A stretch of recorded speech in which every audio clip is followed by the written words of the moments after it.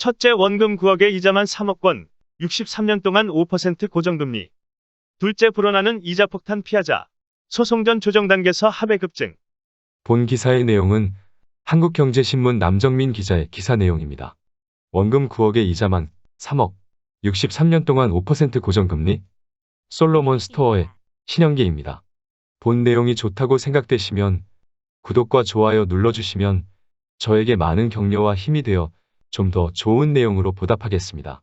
그러면 첫째 내용을 보도록 하겠습니다. 원금 9억에 이자만 3억 원, 63년 동안 5% 고정금리. 초저금리 시대의 법정이자율은 63년째 5%. 1958년 민법 제정된 후 단 한 번도 바뀌지 않아. 민사재판에서 적용되는 법정이자율 민법년 5%, 상법년 6% 이의실질금리에 비해 지나치게 높아 소송 당사자들이 재판을 꺼리는 등 부담이 되고 있다. 일각에서는 소송 당사자의 재산권을 침해하고 재판받을 권리까지 위협한다는 지적이 나온다. 기준금리는 꾸준히 낮아져 제로금리에 가까운 연 0.5%지만 법정이자율은 1958년 민법이 제정된 뒤 63년 동안 단 한 차례도 바뀌지 않았다.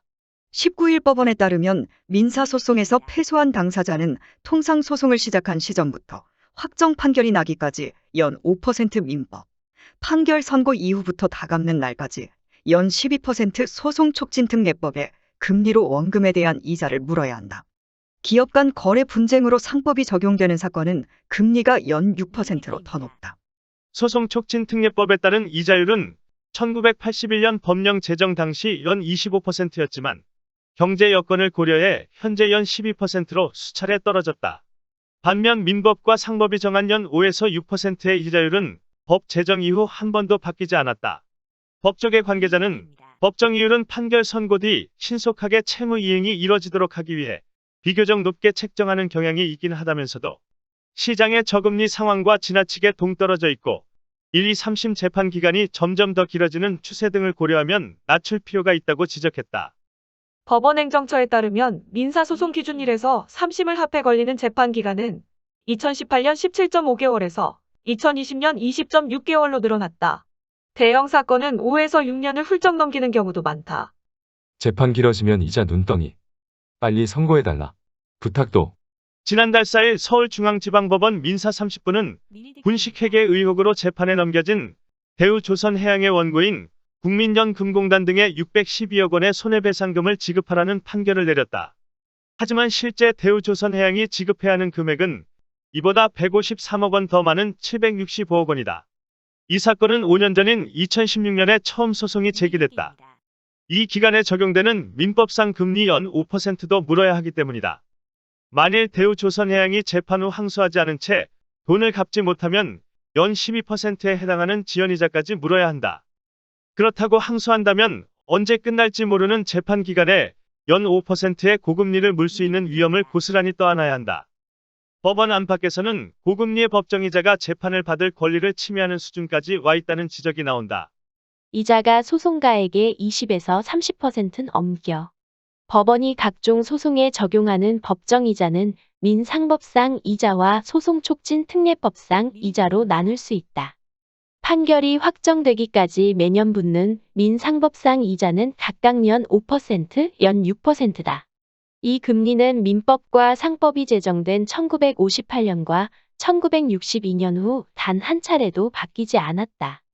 과거 1980년부터 1990년대 고금리 시절에는 당연하게 받아들여졌지만 제로금리에 가까운 초저금리 시대에 연 5에서 6%의 금리는 적지 않은 부담이다.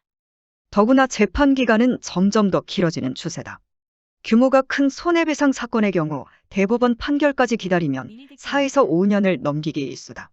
법조계에서 경제 사정과 재판 운영 상황에 맞게 금리를 적용해야 한다는 목소리가 나오는 이유다. 앞서 대우조선해양 사건처럼 이자가 소송가액의 20에서 30%를 넘기는 사례는 적지 않다. 지난해 2월 대법원은 4대강 살리기 공사 입찰 과정에서 담합행위가 적발된 SK건설과 삼성물산에 각각 9억 4,080만 원, 6억 7,200만 원을 국가에 반환하라고 판결했다. 이 재판은 2014년 시작해 2016년 1심, 2018년 2심 판결이 나왔다.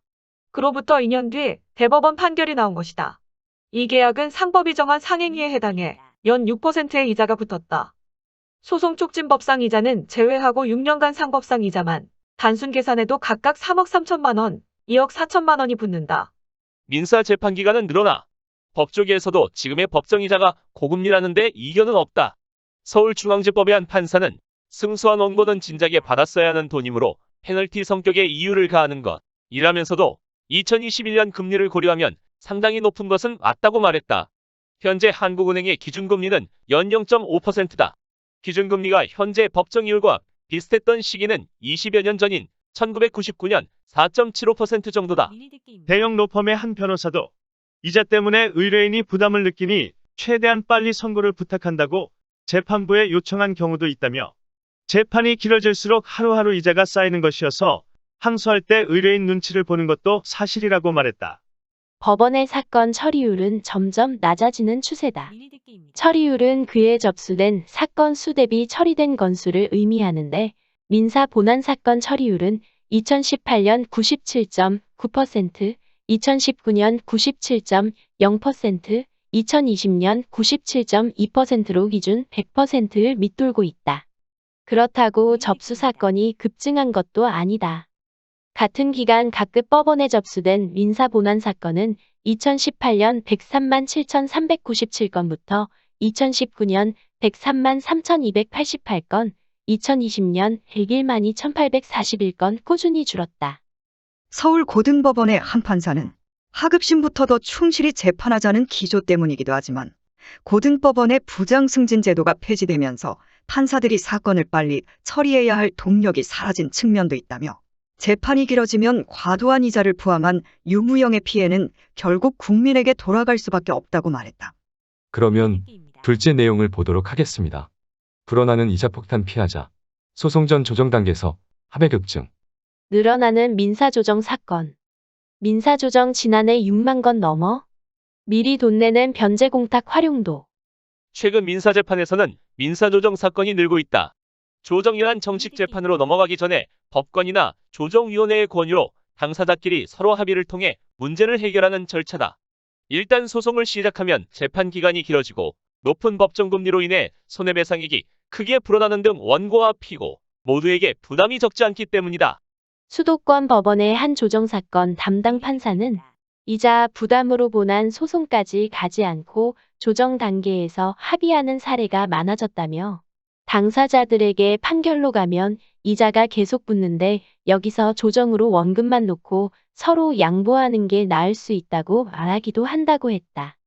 그는 법정금리가 생각보다 높아 소송 당사자들이 정식 재판의 판결까지 간 뒤에도 그동안 발생한 이자를 누가 부담할 것이냐를 두고 또다시 소송하기도 한다고 덧붙였다. 법원행정처에 따르면 전국 지방법원에 접수된 민사조정 사건 수는 2017년 5만 3,144건, 2018년 5만 6,503건, 2019년 6만 900건, 2020년 6만 669건으로 증가하는 추세다. 일각에선 현행법상 변제공탁 제도를 활용하면 법정이자 폭탄에서 벗어날 수 있다는 의견도 있다. 변제공탁은 채무자가 돈이나 물품 등을 법원에 맡김으로써 이자의 책임을 지지 않는 것이다.